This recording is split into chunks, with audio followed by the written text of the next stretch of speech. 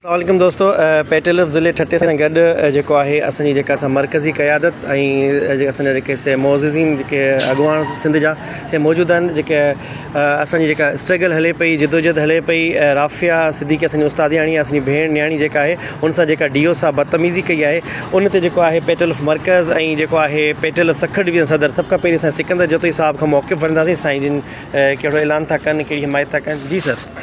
साईं गुज़ारिश ही आहे त असांजी फीमेल जेका टीचर आहे ट्रेनिंग दौरान रफ़िया ज़ुबैर उहा पंहिंजी ट्रेनिंग में उते मौजूदु हुई ऐं उते जेको आहे सो DO साहिबु आयो, उहो पंहिंजे कम में उते मसरूफ़ हुई।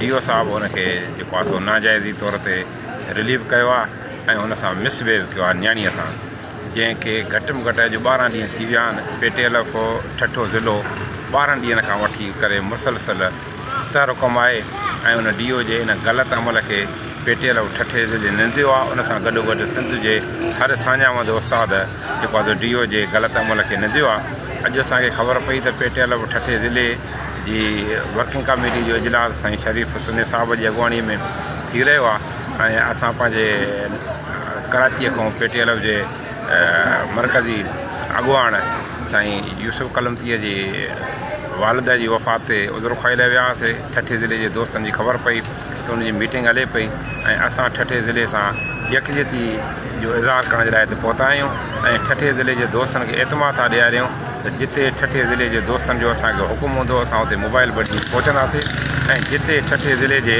हीउ जेको ज़िलो आहे पेटेल जे बानी साईं जानमत जमाली जो ज़िलो आहे, साईं अकबर शाह जो ज़िलो आहे, जेके पेटेल जा वॾा नाला थी गुज़रिया आहिनि। साईं इरशाद शाह जो ज़िलो आहे ऐं उन्हनि बि पंहिंजे दौर में कामोरनि खे मनमस्ती करणु न ॾिनी। मूंखे उमेदु आहे त ठठे ज़िले जेका मौजूदा क़यादत आहे, साईं शरीफ़ तुनियो साहिबु हुजे, साईं अब्दुल शकूर सारंग साहिबु हुजे, ॿिया जेके दोस्त हिते वेठा आहिनि, उहे बि उन रवायतुनि खे क़ाइमु रखंदा ईंदा त उस्ताद सां ज़्यादती थियणु न ॾींदा। कामोरो जेको बि उस्ताद सां ज़्यादती कंदो, पेटेल जी ठठे ज़िले जी तारीख़ आहे त हमेशह उन्हनि सां मुआद वटकायो आहे। मां बि ठठे ज़िले जे दोस्तनि खे एतमाद थो ॾियारियां त असां पंहिंजे दोस्तनि समेत, पंहिंजे सथ समेत असां पहिरें ॾींहं खां वठी ठठे ज़िले जी क़यादत सां मुसलसल राब्ते में आहियूं ऐं जिथे ठठे ज़िले जा दोस्त हुकुम कंदा असां उते पहुचंदासीं। जिते ठठे ज़िले जे दोस्तनि जो पघर वंदो उते असांजो रतो वंदो ऐं असां अॼु जेको उस्तादनि हिन तहरीक जो ऐलान कयो आहे त इनशा अल्लाह ताला हे जेको करप्ट ऐं नाल डिस्ट्रिक्ट एजुकेशन ऑफिसर निज़ाम जी हिन खुदाई आहे उहो इनशा अल्लाह ताला हटंदो। मां ज़ाती तौर ते डायरेक्टर मुमताज़ नोतकानी साहिब खे बि इहो जेको आहे सो फ़ोन करे इहा सूरत हाल खां आगाह कयो आहे। असांखे कवी उमेदु आहे त डायरेक्टर साहिब बि उनजे ख़िलाफ़ु को न को क़दम खणंदो। जेकॾहिं डायरेक्टर साहिबु क़दम न खणंदो त असां सेक्रेटरी साहिब सां बि ॻाल्हाईंदासीं, मिनिस्टर एजुकेशन सां बि ॻाल्हाईंदासीं ऐं हिन करप्ट जंहिं असांजी न्याणीअ खे बेगुनाह जेको आहे सो रिलीव कयो आहे ऐं फ़ोन करे उनजे वालिदेन खे, उनजे मुड़ुस खे हिरासान करण जी कोशिशि थो करे। जेकॾहिं हे पंहिंजी इन शयुनि तो बाज़ न आयो त असां हिन करप्ट ऐं नाल डिस्ट्रिक्ट एजुकेशन ऑफिसर निज़ामदीन खुदाई खे इनशा अल्लाह ताला असां रिलीव कराईंदासीं। Thank U sir. दोस्तों, तव्हां मौक़िफ़ ॿुधो साईं सिकंदर जोतई साहिब जो। उनखां पोइ असां सां गॾु आहिनि मरकज़ी अॻुवान साईं जेको शकूर सारंग साहिबु। साईं, तव्हां जेके छा चवंदा साईं? मुंहिंजे ख़्याल में अॼु लॻभॻि 12 ॾींहं थिया आहिनि।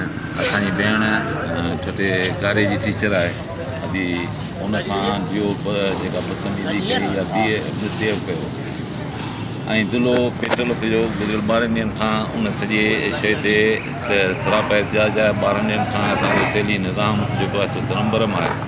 पेट्रोल मर्कज़ इन शइ जो नोटिस वरितो।